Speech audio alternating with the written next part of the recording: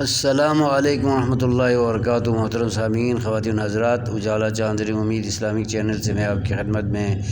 Video لے کر حاضر ہوا ہوں۔ آج کی ویڈیو میں یہ پیغام دینا چاہتا ہوں اپنے ویورز کو، اپنے سامعین و سامعات کو اپیل بھی کرتا ہوں کہ میرے چینل کو سبسکرائب کریں نئے آنے والے سامعین و سامعات، اور میری ویڈیوز کو زیادہ سے زیادہ واچ کریں۔ آج کی ویڈیو میں یہ کہنا چاہتا ہوں کہ کچھ نام نہاد مسلمان علی رضی اللہ عنہ کے والد ابو طالب کو دھکے سے مسلمان قرار دیتے ہیں، تو میرا ان سے سوال ہے کہ اگر واقعی وہ مسلمان ہوئے تھے تو سن نبوت کے کس سال میں مسلمان ہوئے تھے، اور کتنی دفعہ انہوں نے دار ارقم میں مسلمانوں کے ساتھ نمازیں ادا کی تھیں، اور وعظ و تبلیغ سننے کے لیے کتنا انہوں نے دار ارقم میں ٹائم دیا تھا، وقت دیا تھا۔ اور جب حضرت عمر رضی اللہ عنہ مسلمان ہوئے تھے اور دار ارقم میں تشریف لائے تھے، تو کیا ابو طالب علی رضی اللہ عنہ کے والد گرامی دار ارقم میں موجود تھے؟ انہوں نے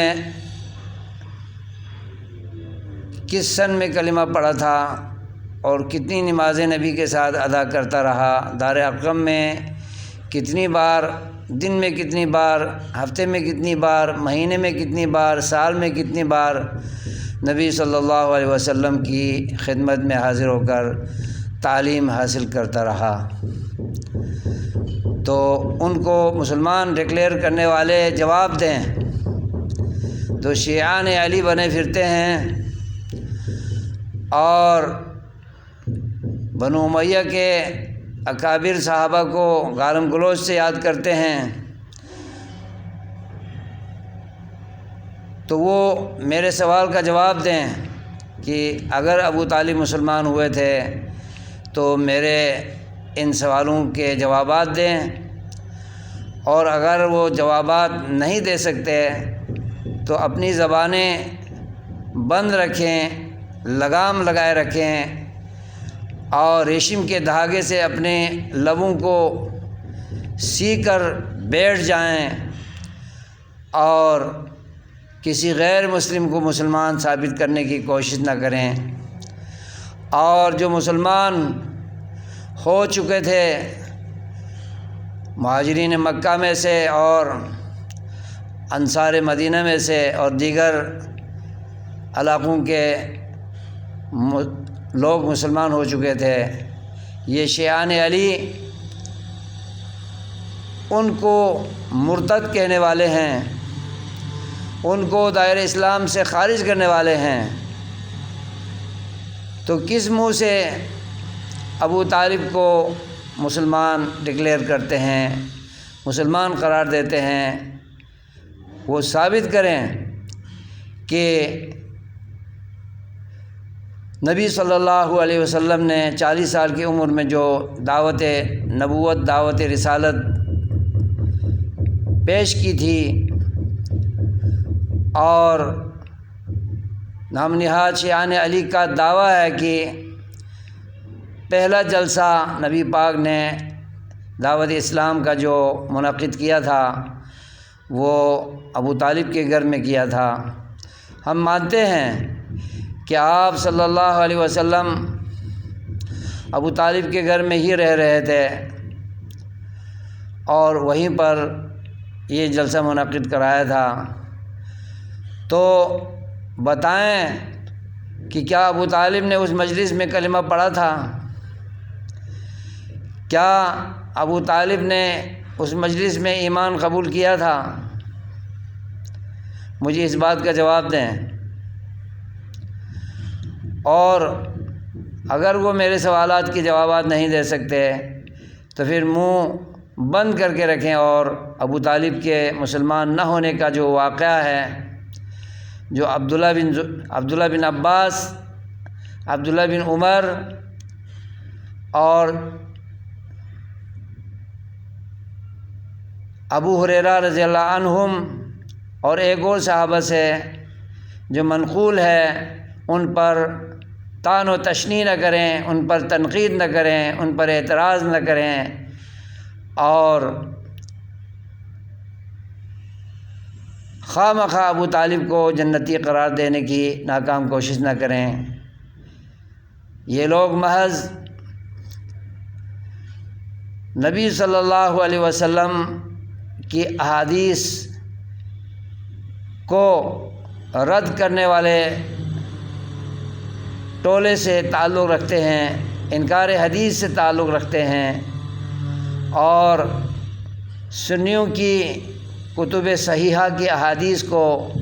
ٹھکرانے کی ناکام کوشش میں لگے رہنے والے لوگ ہیں۔ ہمیں معلوم ہے شیعہ مسلک ابو بصیر کی جعل سازی سے وجود میں آیا ہے۔ ابو بصیر کون ہے ہمیں معلوم ہے، ایک جھوٹا شخص تھا، اور شیعہ مسلک کا پورا انحصار اس جھوٹے کذاب اور جعل ساز شخص کی کہاوتوں پر منحصر ہے۔ ہمارے منہ نہ کھلوائیے، ہماری زبانیں نہ کھلوائیے، ہم امن پسند لوگ ہیں، اور ہم نبی صلی اللہ علیہ وسلم کے احادیث پر من و ان عمل کرنے والے ہیں، اور عمل سے احادیث کو گزارنے والے ہیں۔ ہم قرآن پر بھی پکا ایمان رکھنے والے ہیں، اور نبی کے تمام فرامین صحیحہ پر ایمان رکھنے والے ہیں، صحاح ستہ پر ایمان رکھنے والے ہیں، صحیحین بخاری اور مسلم کی مؤلفات احادیث پر ایمان رکھنے والے ہیں۔ اور جو اعتراضات ایک شیعہ عالم نے خواہ مخواہ ابو طالب کے غیر مسلم قرار دینے والی حدیث پر کرتے ہیں، مجھے معلوم ہو گیا کہ یہ عالم شیعی انتہائی جاہل ہے اور انتہائی ڈھیٹ پن کا مظاہرہ کر رہا ہے، اور نبی کی احادیث کو ٹھکرانے پر یہ تلا ہوا ہے۔ اور اگر اس عالم شیعی میں دم ہے تو میرے سوالات کے جوابات دے کر وہ اپنے مسلک کو بچا لیجئے، ورنہ نبی پاک کی پاک احادیث پر قدغن لگانے سے باز رہیں، اور خواہ مخواہ کی تنقید سے باز رہیں، اور اپنے ایمان کا، اپنے اسلام کا محاسبہ کر لیں، جائزہ لے لیں کہ آپ کس چیز کو ٹھکرا رہے ہیں۔ مذہبی منافرت، مذہبی تعصب کی بنیاد پر یہ تنقید ہو رہی ہے اور یہ انکار ہو رہا ہے۔ یہ نہیں سوچ رہے کہ نبی آخر زمان صلی اللہ علیہ وسلم کے فرمودات کا انکار کیا جا رہا ہے، جس کا خمیازہ دوزخ میں جانے کی صورت میں یہ لوگ بھگت سکتے ہیں، اور حوض کوثر سے اولین صورت میں محرومی ہو سکتی ہے، اور جسے حوض کوثر نصیب نہ ہو اسے جنت نصیب ہو ہی نہیں سکتی۔ لہٰذا نام نہاد شیعان علی اپنی زبانیں تھام کے رکھیں، اپنی زبانوں کو تالا لگا کے رکھیں، اور خواہ مخواہ احادیث رسول پر، صحیحین پر، سنیوں کی معتبر کتابوں پر اعتراض اور تنقید کرنے سے باز رہیں، ورنہ منہ کی کھائیں گے، اور شکست فاش کا یہ سامنا کریں گے۔ دندان شکن جواب ہماری طرف سے ملتا رہے گا۔ اللہ تعالیٰ سے دعا ہے کہ وہ ہمیں دین متین پر صحیح عمل کرنے اور اس کو صحیح معنوں میں سمجھنے، اور اصحاب رسول اور اہل بیت رسول کی سیرت و صورت اور ان کے مناقب و فضائل پر صحیح نظر رکھتے ہوئے ان اصحاب کرام اور اہل بیت اعظام کی تکریم توقیر کرنے کی ہمیں توفیق عطا فرمائے، آمین۔ وصلی اللہ تعالی علی خیر خلقہ محمد و اصحابہ و اہل بیتہ و ازواجہ و اتباعہ اجمعین برحمتک یا ارحم الراحمین۔